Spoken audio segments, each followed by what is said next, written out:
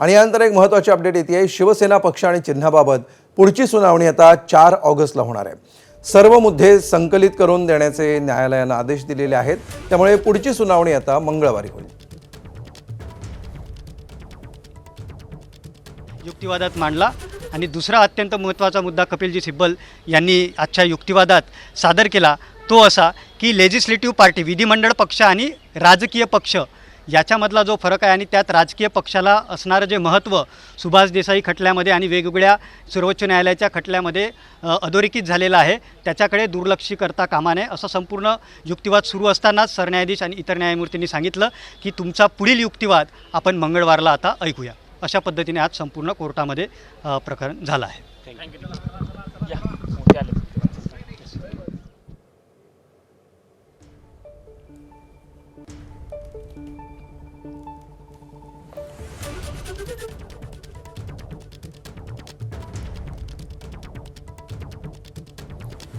तर आता 4 ऑगस्टकडे सगळ्यांचं लक्ष असेल। 4 ऑगस्टला कोर्टामध्ये नेमकं काय होतं याकडे सर्वांचं लक्ष असणार आहे। शिवसेना पक्ष आणि चिन्हाबाबतच्या पुढच्या सुनावणीसाठी आता न्यायालयानं 4 ऑगस्ट ही तारीख नक्की केली आहे।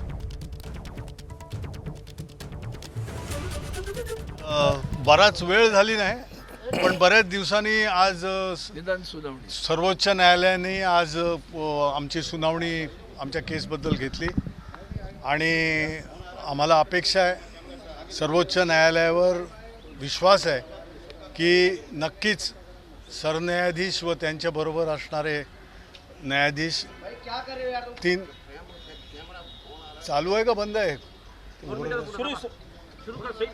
अरे थोड़ा ऊपर करो ना। अरे सर सॉरी, रियली सॉरी। थोडं बोलून झालं त्याचा अर्थ। अरे पण त्याला फ्रेम मध्ये येतो समजायला नाही पाहिजे का त्याला? 10 वेळा बोलून मला ऐकत नाही।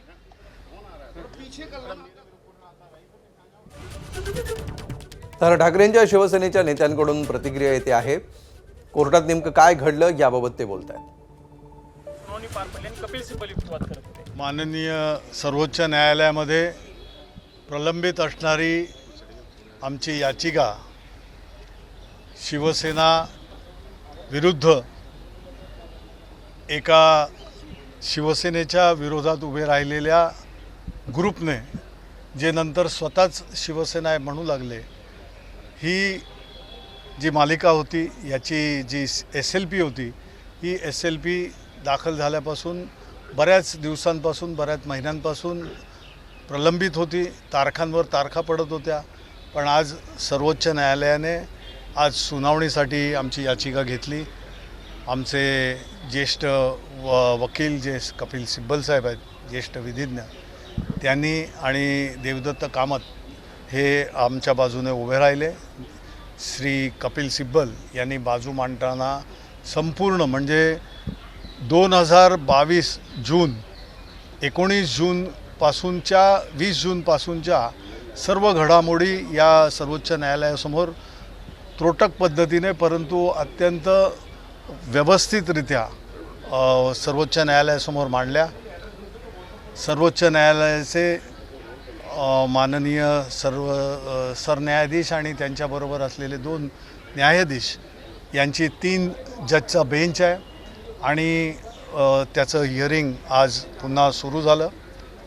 आम्हाला पूर्ण अपेक्षा आहे की हे सगळं सरळ अगदी सूर्यप्रकाशा इतकं स्वच्छ आहे की यामध्ये कोणीही कुठचाही वाद प्रतिवाद केला असेल तरी तो टिकून राहणारा नाही आहे, कारण शिवसेना प्रमुख आदरणीय हिंदुहृदय सम्राट बाळासाहेब ठाकरे यांनी निर्माण केलेली शिवसेना ही शिवसेना आज उद्धव बाळासाहेब ठाकरे जे शिवसेना पक्षाचे पक्षप्रमुख आहेत त्यांचीच आहे आणि तो खोडण्याचा जो परिणाम किंवा तो खोडण्याचा जो प्रयत्न ज्यांनी केला तो मला वाटतं आता या सुनावणीनंतर नक्कीच हाणून पाडण्यात येईल, कारण न्यायावर आणि या आपल्या घटनेवर आज जी घटना डॉक्टर बाबासाहेब आंबेडकरांनी आपल्या देशाला दिलेली आहे, ज्या घटनेच्या आधारावर एक जिवंत लोकशाही जी आपण सगळ्या